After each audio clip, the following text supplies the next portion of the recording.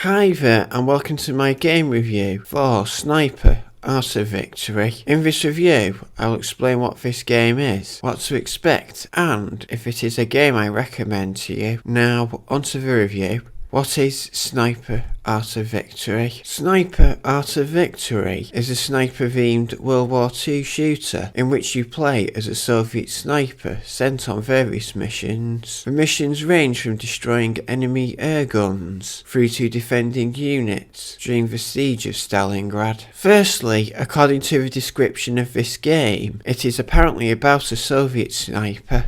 Except for the loading screens, it isn't mentioned anywhere else in the game, not even in the voice acting, which is American and poor quality. But there is also no real story, as the game doesn't mention or use one. The closest you have is the details of the missions. I suppose you could make your own up if you wanted. This game isn't helped by the representations in the game, as you're equipped with German issue weapons, whilst the Wehrmacht are also carrying the same weapons as you, although there is some exceptions where they are using a Soviet weapon for whatever reason. The design for this game is lacking, as the game is a sniper based game, although this game does try to be realistic, but it fails to do so.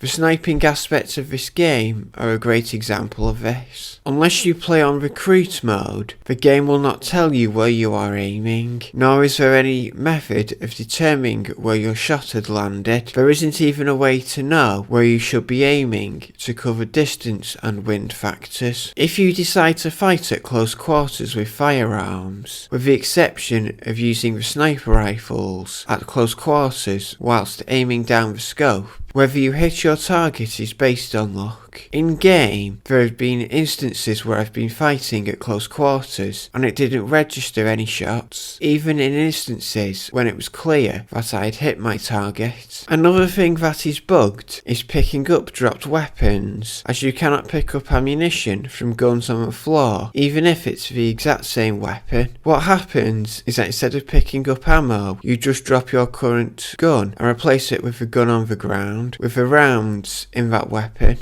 It is also up to luck how much ammo is in the gun. Technically, this game is also rubbish, as the options are basic at best. Take the video settings. The highest setting is 1600 by 1200, which is poor especially for this day and age. Even for when the game released, the standards might have been okay for older computers. This game does also have issues with animation in the game. Mission 1 is a good example, particularly when you first see the sniper. He goes to prone position and then does the worm to move position. Even the cutscenes in the game are buggy. Mission 2 is a perfect example of this. On this mission, there is a moment when you get onto a train. The train will start moving, the train's wheels don't move, but instead the whole train moves as a single asset along the track. I also experienced issues when I was using ladders, since if you wasn't exactly on the ladder, you would be on the left or right side of the ladder. It would appear as if you were climbing up the platform, grass, etc. It also isn't just visual issues that are in the game. There is plenty of other issues, including the luck-based hit detection. The state of the AI is a major issue, which can act on either end of the extremes. On one hand, the AI is ignorant and unaware of the surroundings. I have managed to pick off a soldier and his friend wasn't concerned. Alternatively, it is very aware and can kill you in seconds in the right circumstances. Inevitably, I can only recommend that you avoid Sniper Art of Victory like the plague. I say this as the game is poor quality and is unfinished. Even if you got this in a bundle like I did, or for free, I wouldn't advocate playing on it.